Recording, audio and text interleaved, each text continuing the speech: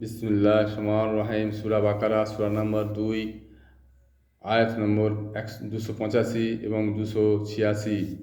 আমানা রাসূলি বিমা উনজিলা ইলাইহি মির রাব্বিহি ওয়াল মুমিনিন কুল্লুন আমানা বিল্লাহি ওয়া মালাইকাতিহি ওয়া কুতুবিহি ওয়া রাসূলিহি লা নুফাররিকু বাইনা আইদিহিম মির রাসূলি ওয়া কালু শামিনা ওয়া আতানা গুফরা নাকারাপ্পানা ওয়া ইলাইকাল মাসির।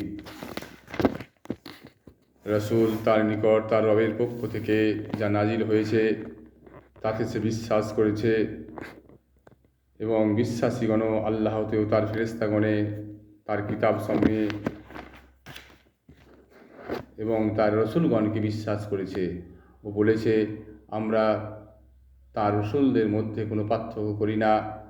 আর বলে, আমরা শুনেছি এবং মেনেছি, হে আমার রব, আমরা ক্ষমা চাই আর আমরা তোমারই কাছে ফিরে যাব। লা ইউকালিফুল্লাহু নাফসান ইল্লা উসআহা লা মা কাসাবাত ওয়া আলাইহা মাকতাসাবাত রাব্বানা লা তুআখিজনা ইন নাসিনা আও আখতানা রাব্বানা ওয়ালা তুহাম্মিল আলাইনা ইসরান কামা হামালতাহু আলাল্লাযিনা মিন কাবলিনা রাব্বানা ওয়ালা তুহাম্মিলনা মা লা তাকাত লানা বিহি ওয়াফু আন্না ওয়াগফির লানা ওয়ারহামনা আনতা মাওলানা ফানসুরনা আলাল কওমিল কাফিরিন। আল্লাহ কাউকেও তার সাধ্যের অতিরিক্ত দায়িত্ব চাপান না।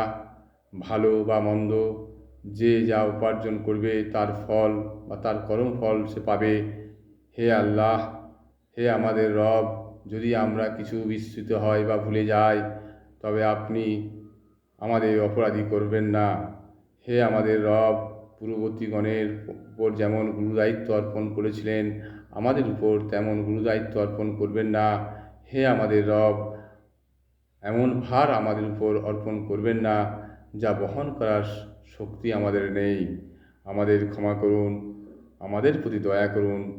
আপনি আমাদের অভিভাবক, অতএব কাফেরদের বিরুদ্ধে আমাদেরকে বিজয়ী করুন।